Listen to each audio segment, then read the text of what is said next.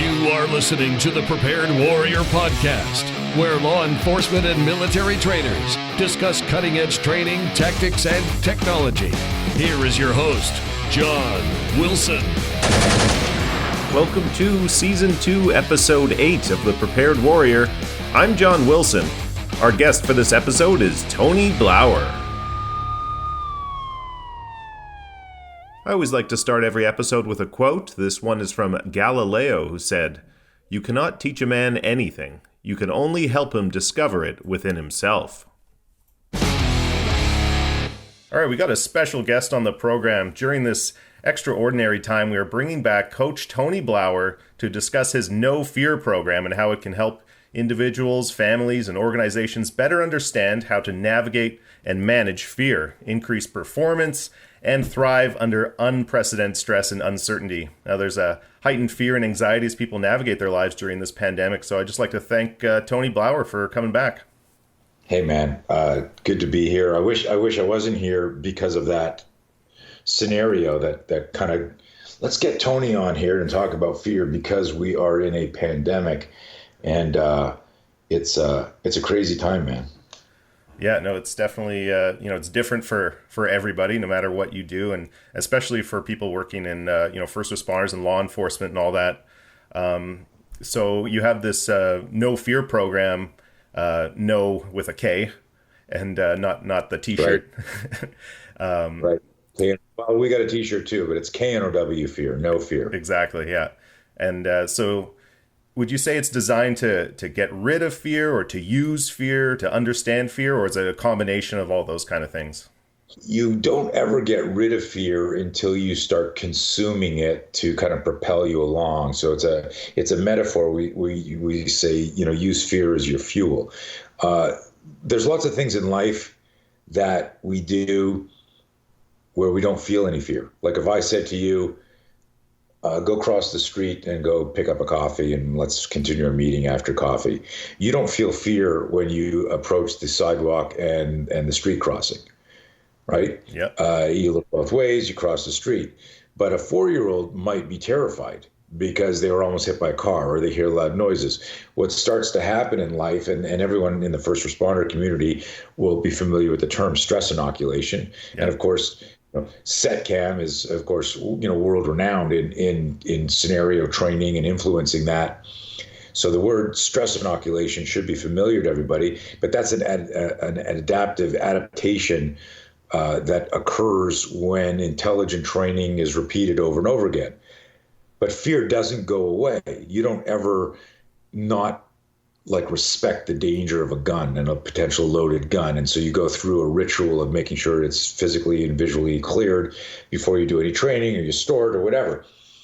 What we realize is when rituals change or timings change of stuff, our intuitive and instinctive fear spike starts to elevate. So our whole reframe with the No Fear program is about changing our relationship with fear so that if everything is like status quo, I'm walking across the street, and here's a great example as an adult. You come up to an intersection, and suddenly there's a part of your reticular cortex, that part of your brain that's connected to awareness, notices, hey, this light is out. Well, you don't just blaze through there because it's not green or red. You slow down, and now fear has manifested itself, and now you're looking both ways. Is anyone speeding? Does anyone not have good situational awareness? And then you decide, okay, I'm going to go now, and you hit the gas. It's interesting. When I ask a lot of people, I use these driving metaphors a lot, and I'll say, hey, you're coming up an intersection, you're going a little bit faster than the speed limit because you drive a little bit faster, and you're not in your squad car. If we got, I'm sure a lot of police officers listen to your show, but you're off duty, you're in your personal vehicle, you're driving up. I go, if that light turns yellow and you could do either hit the gas or hit the brakes, what do you usually do? Well, most people who I talk to in the type A personality go, are we recording? Okay. I hit the gas. I said, you always hit the gas? And they go, yeah. I go, no, you don't. You threat discriminate, just like in a confrontation. you take in, you just don't realize you're doing this. You're looking at all the possibilities. You see all the cars, who might run this light, who's looking to kick out early.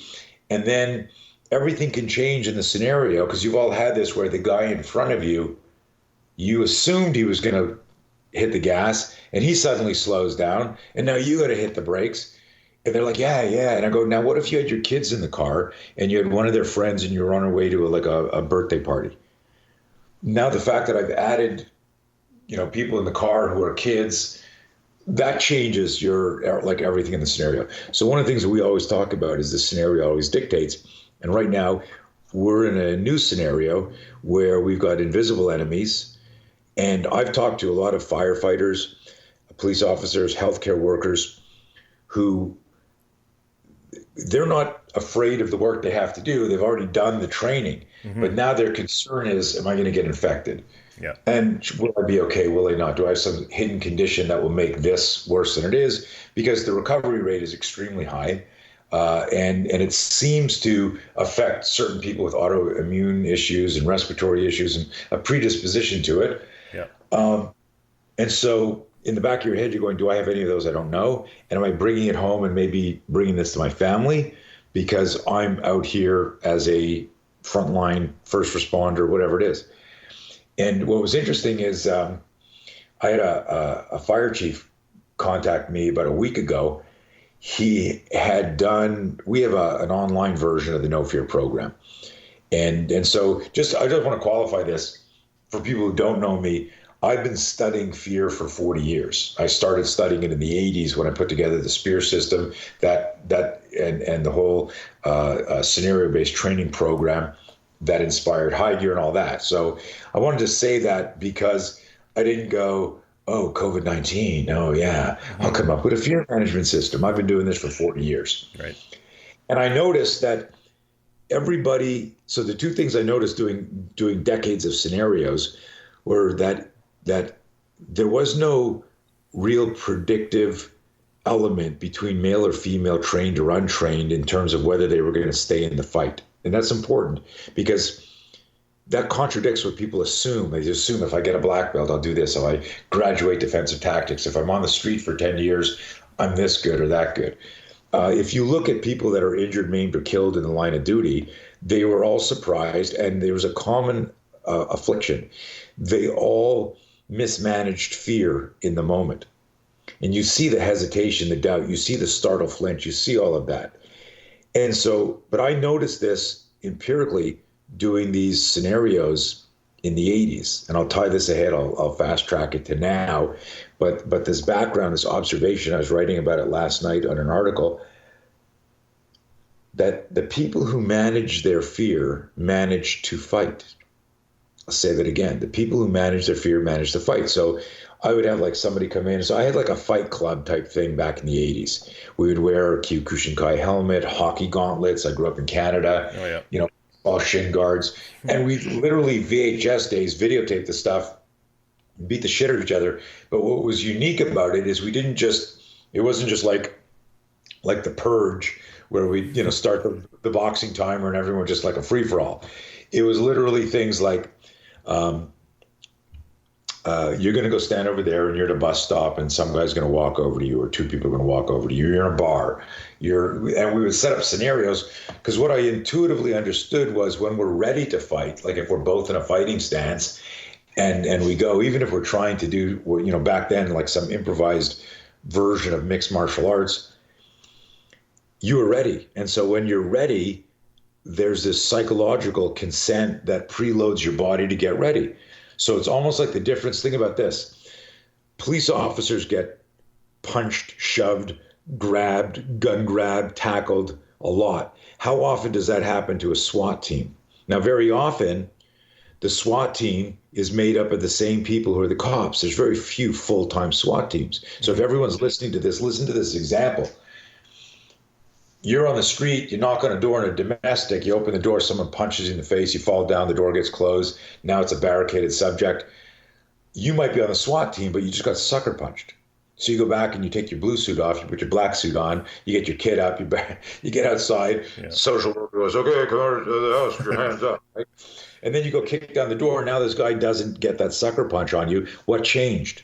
What changed in your skill set? Nothing. What changed was your scenario understanding of who the bad guy was and where he was. So when I have consent and awareness, and I need to tie this back to this is what I intuitively discerned watching real violence back in the 80s. And I created these scenarios where I said, to really test the efficacy of what we're doing, we can't know who the bad guy is or what the attack's going to be. And if you think about all martial art training, you always know who your opponent is and you always know what you're working on. Right. And then if you look at, and this was the in a SWAT magazine interview I did in the mid-90s at Smith & Wesson Institute, I said the litmus test isn't what we believe, it's what we see. And what we see back then was CCTV, or there was no body cam, just dashboard video. Yeah. When you look at real violence and dashboard video, you don't see people looking cool and doing the moves they practiced in the academy. So this was like my big epiphany back in the 80s, and I wanted to frame that for everybody and let everyone know that, because what that spawned out of there is of course, years later I developed the high gear suit because we needed some sort of padded assailing. Like the high gear suit's like a wrestling map that you wear. You can do scenarios anywhere. But the two most important things out of there was I noticed that everybody flinched, regardless of whether they had a boxing foundation, a taekwondo foundation, a street fighting foundation.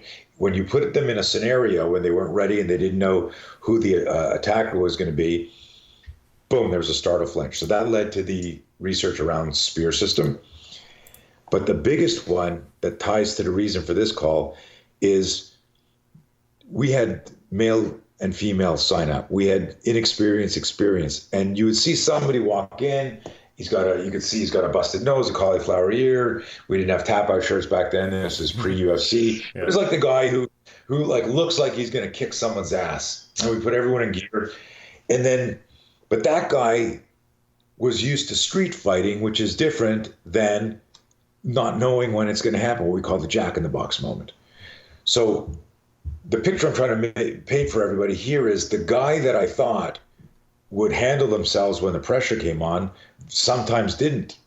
And the gal who I thought might roll over and quit stayed in the fight and invented some new form of kung fu we'd never seen. And what I mean is that like this like indignation, like get grabbed like a simulated abduction, and she's like doing like hammer fists and screaming and clawing at the masks to the point where it was so ferocious with so much indignation that the role players like, okay, God, like that the role players like pushing away the danger.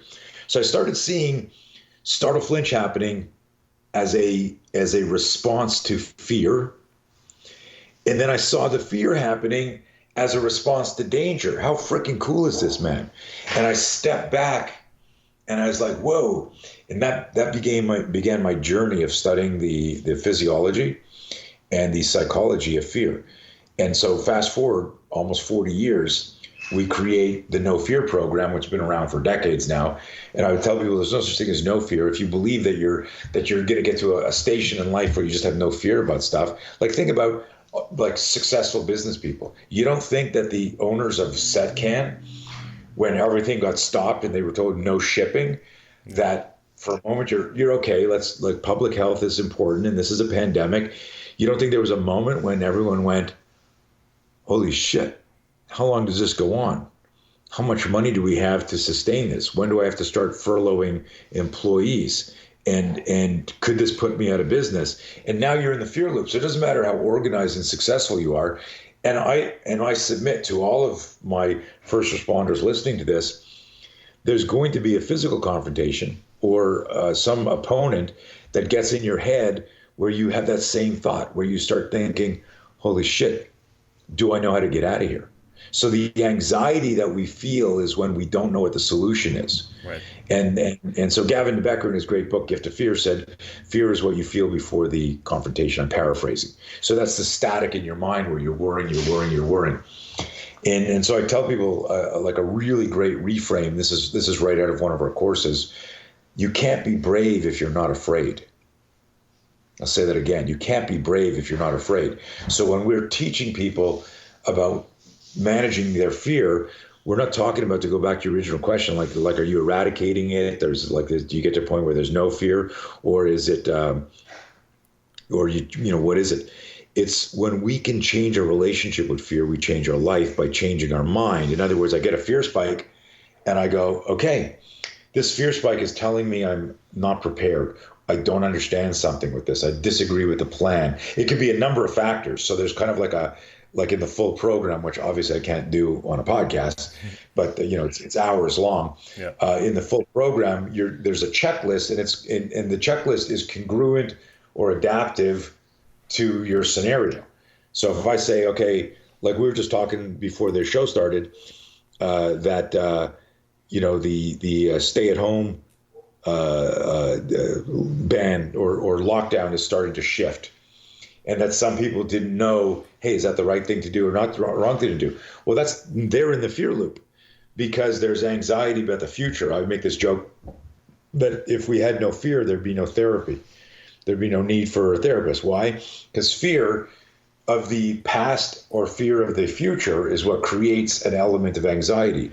Doubt becomes hesitation. Hesitation becomes fixation. Fixation becomes this procrastination. And unchecked, that becomes like a non-clinical anxiety where I go, dude, what's up? You look like shit. You go, I haven't slept in 2 days. I'm really worried about this. I go, well, has that happened? No, but it could happen, right? Well, you're freaking yourself out. That's that acronym we use in our fear loop, false expectations appearing real. Mm-hmm. When I'm visualizing a future event that hasn't happened, but it's immobilizing me in the present where I got to take action. So, that's a huge one. When we start to think about fear, what we don't realize is we're actually projecting a movie in our mind. And it's a movie in our mind where you're the screenwriter, you're the director, you're the producer, you're also the casting director, and you've cast yourself as victim number one in a movie that you're making up in your mind. Think about that. Yeah. And the joke I make, because it's a cute metaphor, but it's an effective metaphor because it's just true, is you could be visualizing yourself as the action hero in this movie in your mind, and the action hero has to figure out the solution. Like you got to like that expression, be the hero in your story. So you're either victim number one going, I hate this, it sucks. Like I'm probably going to get sick, and then my kid will get sick, and then I'll be fired, and then I'll be dead. And you're like creating this anxiety for yourself, as opposed to, what do I need to do, and how do I need to get educated? Yeah. And there's no answer. And everyone, when people talk to me or interview me or book us to, I've been doing, just an FYI, I've been doing for free for first responders, 30, 45-minute talks. I did that with that firefighter. I went off on a crazy tangent, but he took our No Fear course, 97-minute online course, calls me up after, and he says, I had started developing anxiety, not because, he said, I've been a firefighter, I'm a fire chief, I'm a firefighter, I'm not afraid to run into a building, I'm not afraid to administer first aid, but I'm worried, are these people infected? Are they asymptomatic? Am I bringing it home to my family? And I was really a mess. I realized I was taking on all that anxiety. And he said, I did your program and I slept like he said, I slept like a chief that next night, which I guess is some slur against chiefs who don't have any stress, I guess. I don't know, but it was funny. He laughed. Yeah. But I ended up getting on a call with his whole squad and talking to them on a Zoom call, which was fantastic. So anyone out there, if I can help you, there's no charge to this. Just get my info through Setcan, and if I can talk to the team and just help them reframe it, because at the end of the day, really, it's just that, like, it's a mental pivot. Look at it this way. Mm-hmm. Look at fear as fuel, as a almost like a radar blip that says, okay, is that a missile coming towards us, or is that just a shooting star and we can relax? And so when you get a fear spike, the thing to do, there's no immediate answer. You need to do your research. What can I do to mitigate the risk or the danger, the violence or the threat? And then there's some stuff that you just can't do anything about. But what you can do is, when you think of your relationship with fear as an imaginary movie, you can actually stop the movie. And you could do that in this case here. We've got like an invisible enemy in the form of a virus But then and you've seen lots of people say this, like more dangerous than the virus is the fear of the virus. Right. Yep. The That's the reaction danger. of people. Yeah. Yeah. Yeah. And so what we need to do is we need to ask ourselves, are we doing that? That requires self-awareness. You can't have critical thinking without self-awareness. And so understanding the fear loop and understanding the cycle behavior, and we can put a link to that image in there, put it in the show notes, but you can just Google Tony Blauer cycle behavior. When you realize that you're in the fear loop, if you can cultivate the self-awareness, you start to initiate critical thinking and you go, whoa, I'll give you an example. Last night I'm sitting with my wife and she says, I'm okay. We've got food, we're eating, we've got a roof over our head, we're okay. There are people in way worse scenarios than us, but I can't help but think, how long is this sustainable? And then I start to worry, and then I start to get anxiety about it. Mm-hmm. And I said, well, when you have that anxiety, where are you? She goes, what do you mean, where are you? I mean, like, how far in the future is this? She goes, I don't know. It'd be like, I don't know, like a month or 2 months or 3 months. I go, yeah, but we're here today. So what you're doing, and I remind you have started a movie that you've been playing for 3 days now, where a week goes by and then 2 weeks go by and then we're running out of money, we're running out of food, and then a month goes. And I said, you're doing what, you're doing what I consult with. This is like you've created this movie, and it's like this. You've got to stop that movie in your mind, and then you've got to, here's something that I want to share with people, that if you need to solve problems, you can't become one. If you need to be the leader for yourself and the leader for your family and the leader for your department or your agency or your organization, then you also can't be the bottleneck of the problems. And how we become the bottleneck is by, and I want to say this in a way, when the fear spike happens, and it will, because fear is natural and normal, it's normal for us to immediately kind of like step into the fear loop. That's part of the process. I explain to people, when you look at somebody do something courageous, and we watch it, it could be in the news, it could be in a book, it could be in a movie. We all know what that looks like, right? We all cheer courage. We're like, wow, did you see that? And then we wonder, overtly or silently, I wonder if I could do that. I wonder if I would do that. I want to remind everybody, in the decades of me interviewing victims of violence and people who should not have won this fight or emerge victorious from it, that every person who is courageous was in a fear loop before they chose courage. So, about a month ago, I wrote online, I said, fear is courage, but so is contagious. You need to choose courage. But that's easy to say, and it's a great meme. But then people go, I want to choose courage, but I'm too afraid. And then I explain, this is where the program kicks in. When you change your relationship with fear, fear becomes fuel. And you got to remember this, that every person who was courageous was full of fear before that. Otherwise, if you don't have fear, there's no courage. Yeah. If I say to you, jump out of this airplane with a parachute, and you go, yeah, I don't care, and you just do it, I go like, wow, that was really courageous. What are you talking about? I'm an adrenaline junkie. I got a death wish. I don't care. That's like right? the But heights. Yeah.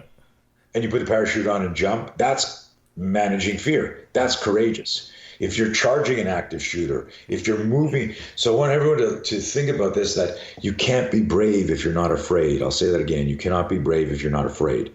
And so that the linear progression of seeing an act of courage is fear spike, somebody going, oh man, I don't believe this. And then there's a moment where you're standing there going, like, how many times have, let's say, I don't know what the demographics are, but there's a bunch of cops on this call where you show up at a scene and there's some EDP or something going down and everyone's standing around. And then one cop steps in and makes a move. Well, it's not that everyone didn't know what to do. They were in the fear loop. Hey, there's too many people recording. What's our SOP at this part? Is he armed? Is he unarmed? And we're in the fear loop. So it doesn't matter. Like, fear loop doesn't mean I'm scared shitless and I'm covering my head. I'm like panicking. The fear loop is just a moment of remember, doubt creates hesitation. Hesitation creates fixation and procrastination.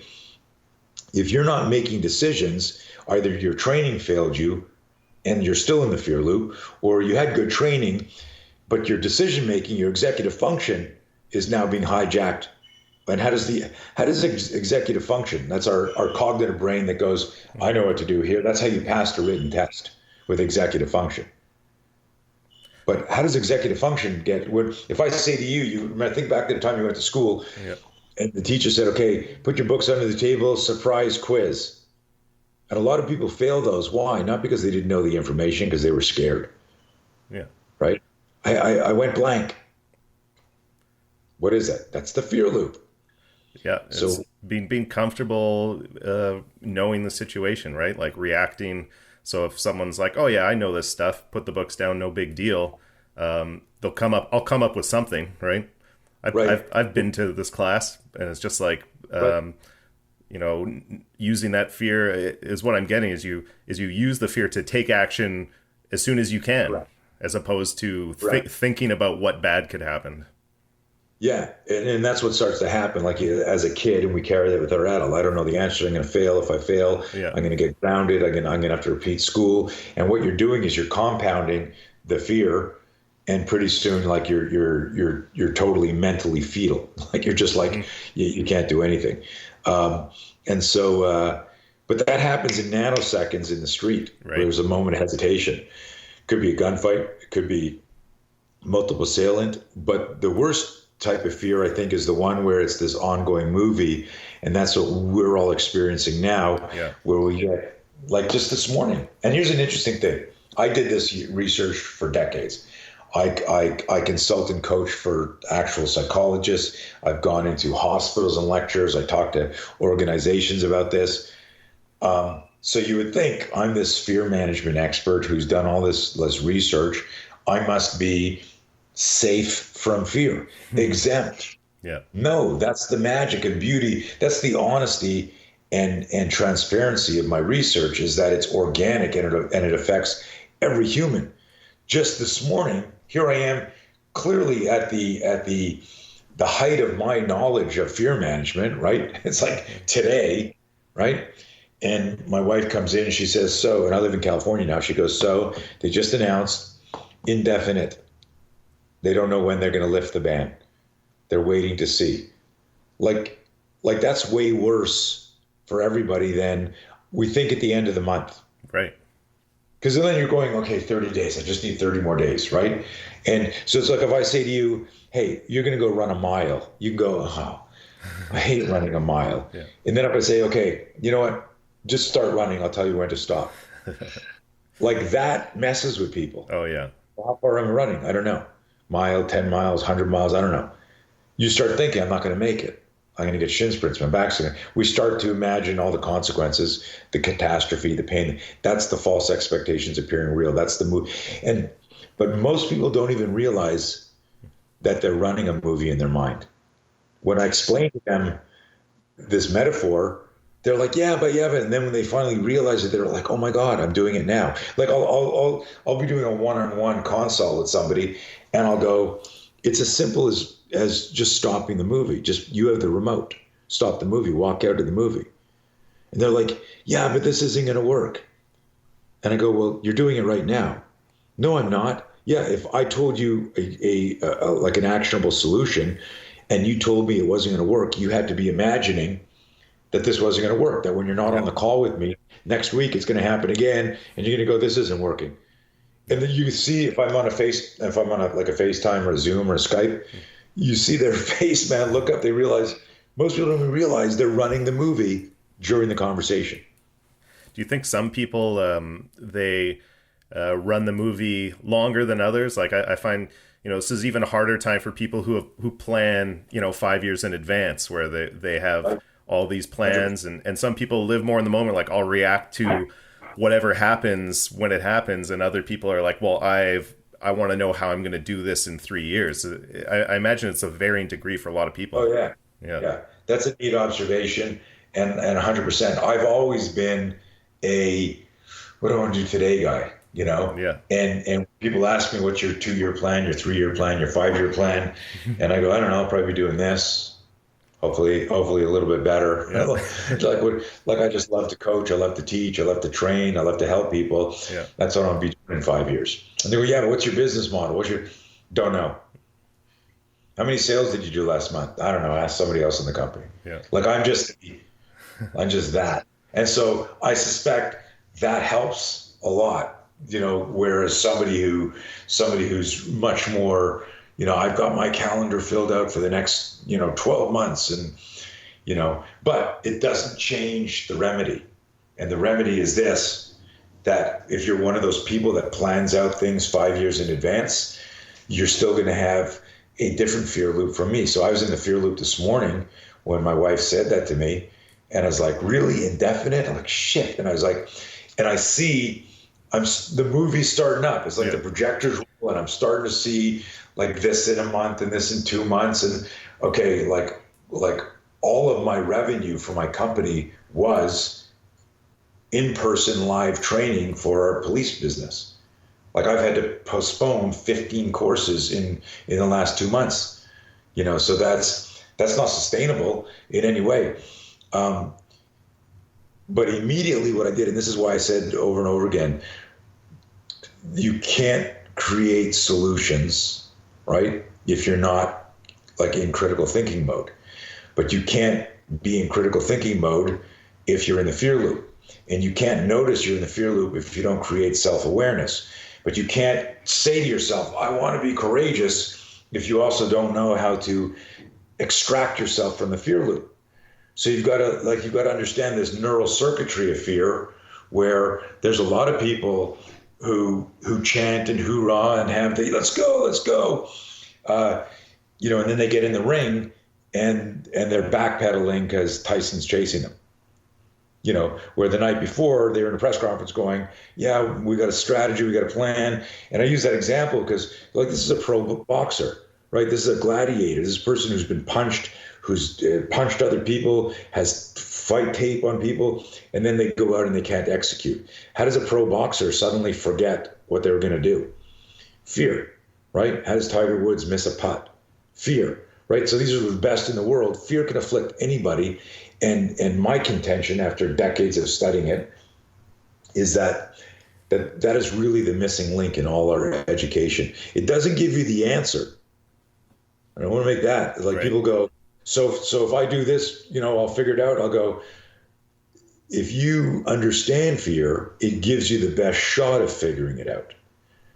But I can guarantee that you will not try as hard and commit and have that grit and that resiliency if you're also carrying the weight of fear, worrying about the outcome. That will burn you out and slow you down. So that's really, what it is just change your relationship with fear. Fear needs to be your co-pilot, not a backseat driver. It can't be, you're trying to figure out a solution, and fear's in the backseat going, you suck, you don't know how to drive, you're going to get lost, you're going too slow, you're going too fast. You need to change your relationship with fear. And I use this vehicle metaphor that the car is your body, your conditioning, your strength, the navigation systems, your brain, your mind, right? What are my SOPs? What are my protocols? Whether it's COVID-19, whether it's communication, whether it's, but the map in the car metaphor is your mindset. Now, what drives the car? It's fuel. Well, what needs to be the fuel here? When we're under duress, when there's pressure and stress, fear is the fuel. And I do lots of play on words, as you probably noticed. Mm-hmm. But everyone thinks I need to have no fear, N-O fear. And I'm going, no, you need to know fear and change your relationship with it, K-N-O-W. And you don't want to be fearless. You want to be fearful, right? That means I got a full tank of gas. So when you run, if I say, dude, run across the street and go get that, as an adult, you know that the car will run you over. So you're fearful when you cross the street, but you're not scared shitless, not able to cross the street, right? So you've changed your relationship with fear when it comes to crossing the street. Sounds like being prepared, like you're fearful, but prepared for, what the danger is. Yes, you understand it. So at some point, through repetition, you stress inoculate it. Yeah. But now there's lots of times, where a police officer is circumventing on foot, chasing somebody through traffic or whatever, is looking left, looking right, and going, okay, I got 2 seconds here, I got to go. Yeah. I could save this person if I dive now. I could catch this person if I dive now. In the heat of battle, in the heat of the moment, there is no fear. There's no sensation of fear. That's because you're using fear to fuel courage. But if you stop and think about it too long, you start going, wow, this is pretty scary. Yeah. Like, I shouldn't do that. But it's, a lot of this has to do with when I'm talking to somebody and they're scared about something, they're making emotional and rational descriptions of what's going to happen, and therefore emotional and reactive decisions. So description and decision. When I say things like, "Well, why do you believe that's going to happen? And couldn't it go this way?" If I say this, they go, that's it, we're screwed, we're going to lose our business. I go, but maybe not. What if you did this? What if you pivoted and started doing that? Then they go from less hysterical. They go, yeah, that could work, but I don't know if we would do enough numbers to stay in business, like a restaurant, right. Starting to do takeout and pickup. Well, a lot of them are doing okay to sustain it. It sucks. They're having to dip into their savings and stuff like that, but they've pivoted and figured out a solution because they're critically thinking, because they're using their fear. I don't want to lose everything is the fear, to fuel the decision to, okay, let's get up and get to work. Yeah. Let's build a new website. Let's contact people. Let's do that. But what starts to happen here, what's important is people go from, we're screwed. And I go, well, why? Why couldn't you do this? And you go, well, that might work, but I don't know. That seems like a lot of work. But while they're saying that, they're less scared because now they're entertaining a different movie. Right. Right? Yeah. And what a lot of people do, sadly, is a lot of people argue to be right about failure. That's a heavy concept. I go, just do this. And you go, yeah, that won't work. You haven't even done it. You just decided it won't work. Now, if that happens, I'm dead. I lose everything. Really, you're arguing to be right about losing. At least, and I tell people, managing fear doesn't guarantee victory. But what it does do is it guarantees dignity. It guarantees that your self-esteem and self-confidence remains intact. But if you quit and roll over and you get steamrolled by the government, by an economic collapse, by, any of those things, you sit there and go, I didn't do anything. I didn't even try and fight. We need to try and fight. Yeah. And it's different in that a lot of people are having a lot of time to sit at home and think. A lot of people aren't working. So I think that makes it so they're really thinking about the worst case scenario or all these scenarios, and the news, is just like, this could happen even worse like this. It plays those movies for them. It doesn't often, you don't often see on the news, things are going to improve very quickly, right. So often, how about never? Yeah.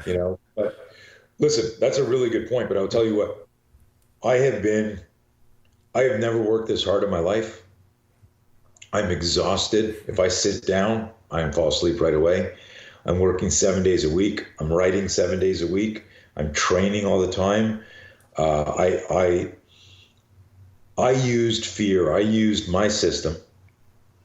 I got scared in the beginning because you guys do the math. I'm going to tell you the numbers, but I've got a training team of 11 people. I'm a mobile training team. All my revenue around the world is in-person live training. That all got shut down. I was in Europe when President Trump closed travel to the States. So I came back right when Heathrow was the last airport that you could get out of I had a 3-day window. Oh, yeah. I got out and I quarantined. I mean, I had everything and then it was like, okay, we got no money coming in. I was deep in the fear loop. And, but I recognized it and I said to myself, if I don't do something, I risk losing everything, the security for my family, my company, and everything I work for. And I used my fear of that to fuel my next move. And my next move wasn't, I didn't pull a rabbit out of the hat. It was like, okay, what can I do? Literally within a week, we had 2 new websites up for COVID-19. We still have our Blauer Spear website, but we created a new website called No Fear Now, and started offering our consulting services, the No Fear package. We created a 2-hour program called The Essentials of Personal Safety for families, which is all about situational awareness and understanding how to talk to this about your kids. Parents started doing the course with their kids, loving it, great feedback. And then I started another program where I was personally teaching out of my garage. And I've got over 80 people in that course now, all over the world: Romania, Yugoslavia, Australia, like people who could never get to a one-on-one course with me are training. And I haven't taught a group class in like 15 years. I've been just working with but it was like the fear of losing everything was the fire under my ass to do, okay, you got to get busy. And I'm still, like I said, I'm doing the free talks for police agencies, for healthcare, for firefighters. And we just did a 6-hour course for a federal agency overseas that is all, they're trained in our stuff, where like there's still lots of places that are operational, that are considered essential. Yep. And we're starting, we had like 7 high-gear orders this month. So some people are still doing stuff. It's just a question of, you got to stop watching the news. And if you've got this time where you're not working, spend that time working. You're not working, but you could be working on what? On yourself, on your business. I make this joke early on. People would say, so how are you handling the pandemic? And I would always answer, I wish I'd prepared for the pandemic before the pandemic. Right? Yeah. I realized I didn't have a plan B.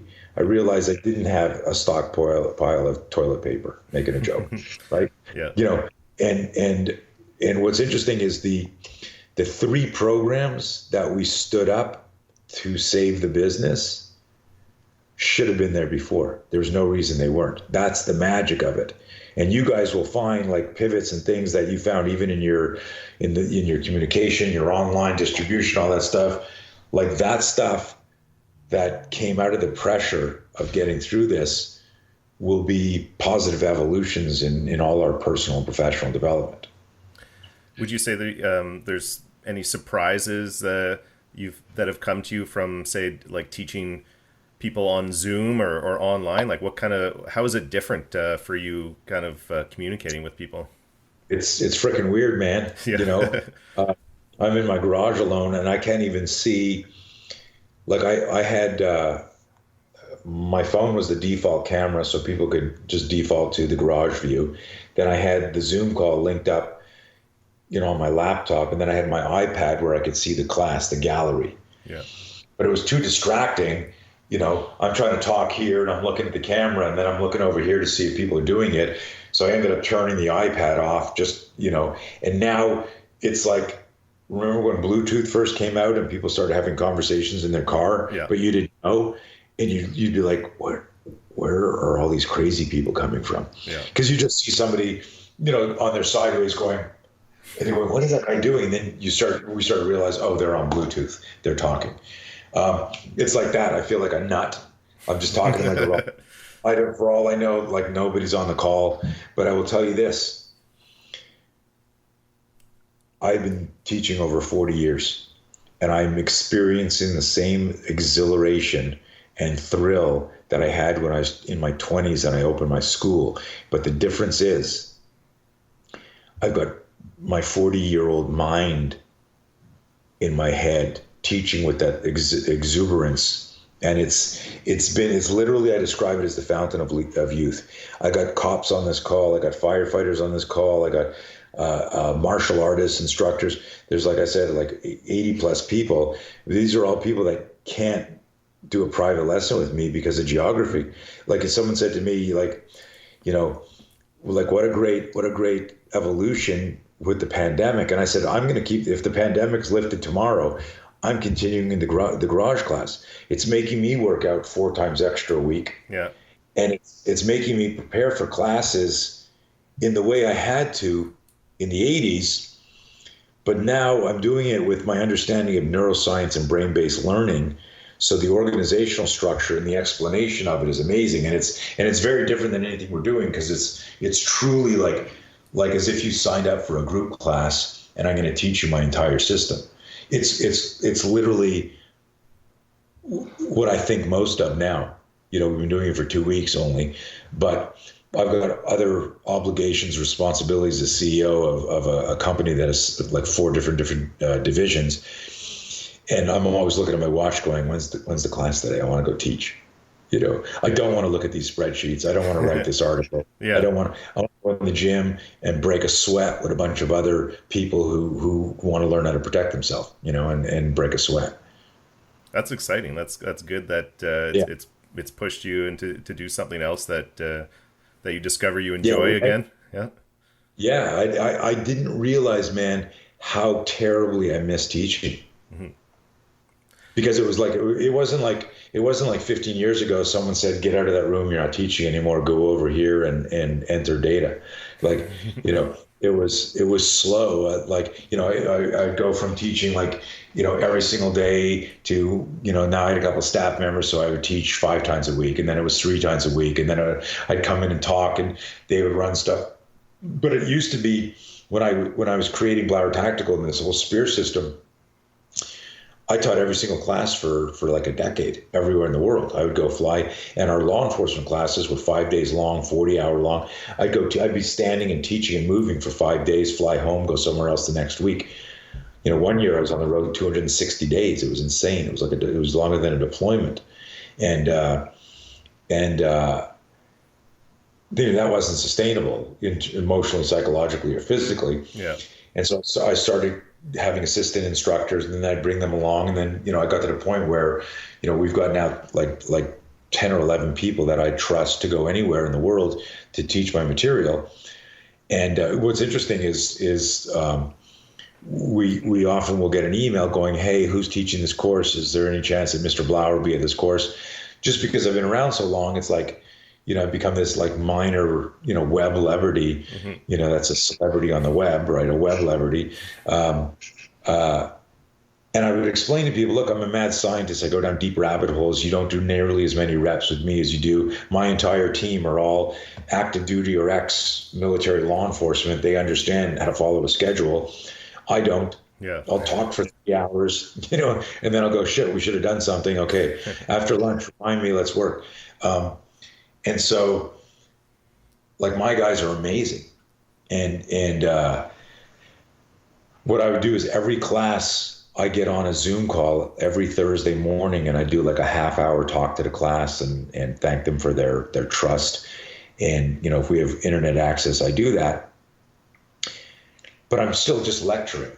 Right. And as I weaned myself out of the day-to-day role of teaching, I would come in and I would do a block on fear management or on situational awareness or on scenario design. So I would come in and it would be talking about some of the theoretical applications, like the brain science behind it. And then I'd leave, and then they would run through drills. So I slowly weaned myself off teaching, which is why when I started teaching again, I didn't even realize how much I missed it, because it was like weaning off a medication or something. It wasn't like cold turkey. It was like boom. Yeah. But I love it. So and that never happened had this not been going on. The circling back to you said you had been speaking to lots of law enforcement and firefighters and other first responders. What is there something that you think that you've told them that has helped them the most? I mean, you might be repeating something you've said, but like, yeah, it's honestly. Let me give like a firearms example. Sure. Learning how to shoot a firearm, going to an armor's course, flat range testing, isn't the same as a gunfight. There's lots of people who lose gunfights. Statistically, cops don't do really well in terms of accuracy in gunfights. Snipers do well, but they're on a bipod, 100 yards away from the threat. I always made this joke because we have a gunfighting course. I tell people, like, the only one who's actually, moving, using the complex motor skills they were taught is the sniper, because he's nowhere near the fight. That if you're in there with an asocial predator willing to injure or kill you to facilitate their escape, that gunfight looks really different than how you qualified last year on the range with the, flat target, that popped up or whatever. So I would explain to people, what's the difference between shooting and a gunfight? Well, you've got your grip, you've got your trigger pressure, squeeze, or whatever, you got which part of your finger you like to use, you've got your grip, you've got your front sight and your rear sight, and your breathing, and whatever school, you got your Weaver, isosceles, point shooting, instinctive shooting, cars, whatever program you want. So why doesn't it work all the time? What's the only factor that changes? The factor that changes is our fear that we're doing the wrong thing at the wrong time. It could be fear of getting sued. It could be fear of getting shot. It could be fear of that my bullet goes through and I hit somebody. Like, these are legit fears, but it doesn't matter. Fear doesn't care. Fear hijacks executive function, where you need to make an efficient, effective decision. So what I tell people is everything I've told you for the last hour. Mm-hmm. You can't be brave if you're not afraid. You got to change your relationship with fear. Fear needs to be a fuel. It can't be a backseat driver. It's okay to be fearful, and it's an illusion, and it's just a maxim to be fearless and no fear. That it's okay. If you have no fear, if you walk into a situation and you slip right into the Wayne Gretzky moment, the Michael Jordan moment, the Bruce Lee moment, whoever your outlier hero is, where you're just like in the flow state and you take care of business, then that's great. If that's a repeatable skill for you, then that's great too. You're an outlier, and outliers don't count. In my research, outliers don't count. Can we learn from them a little bit? Can we be inspired by an outlier? Yeah, but the outlier is the anomaly. Mm-hmm. I want to know what the average person is, and then how does that support us? So there's nothing really new. People want to know, just tell me one more thing. Like my wife's husband, Fred, he always says, just show me something. Just show me like that. Like, what's the secret move? What's the one move? I go, Fred, every scenario is different. The threat is different. I remember teaching a class in Alaska, and I asked this one particular group, I'm not going to mention which organization they were, because their answer was irresponsible. And think about responsibility and spell it with a hyphen. Responsibility hyphen, your ability to respond, right? And I said, hey, why don't you come do this thing? I'm doing this workshop. It was when ASLET was around, American Society of Law Enforcement Trainer. And they said, no, that's okay. We do this other system, which was predominantly predicated on controlling people through pressure points. And I said, listen, that's excellent that you do that, but that doesn't answer doesn't solve every problem. And they said, no, we're good. I said, well, it's a free class. Come do it. And they didn't want to do it. They felt like in some old kung fu movie, they were violating some sacred trust by looking at another DT program. Yeah. And I looked at the guy. I said, "What's your area of operation?" And he goes, "What?" I said, "Your area of operation." He goes, "I don't know. It varies." I said, "No, it's Alaska. Alaska has inclement weather. You have to maybe arrest and control somebody wearing a parka, wearing a skidoo suit. It's 30 below zero. I lived in Montreal at the time. I said, I know what cold weather's like. I can tell you this, that hitting somebody's radial nerve or brachial when they've got like a hood and a scarf and a parka, you may not be able to access that strike. There's other things that you should be looking at, right? In the same way you learn how to use a baton, you learn how to use OC, you learn how to use a firearm, you learn how to use a radio. These are technologies. If all you needed was to call backup, then you don't need a gun or a taser or a baton. All you need is your radio. I don't know anything about self-defense or control and arrest. Could somebody come help me? Yeah. Right? And you're on your radio. You get the idea. So the real answer here, I'm off of one of my rants, one of my tangents, is you need to change your relationship with fear. If you have no fear, then you're just going to do what you're going to do. But if you have a moment of doubt and hesitation, which is normal, and that changes with political, that changes with invisible enemy, it changes as you're aging. How many firefighters, cops, medical, I don't know who's listening to this, how many of us are aging athletes? Let me answer for you in case you're overthinking this. Every one of us. Every one of us. If we make it through today, we're an aging athlete. I'm turning 60 on May 2nd. I don't move like I did when I was 16 or 26 or 36. I got to think about things a little bit more. I got to be careful with certain exercises. So that means I need to be open to other considerations and options in how I process stuff and how I decide. Movement is mental. All movement is mental. It's called neuromuscular communication. Your quads don't get up and take you for a run.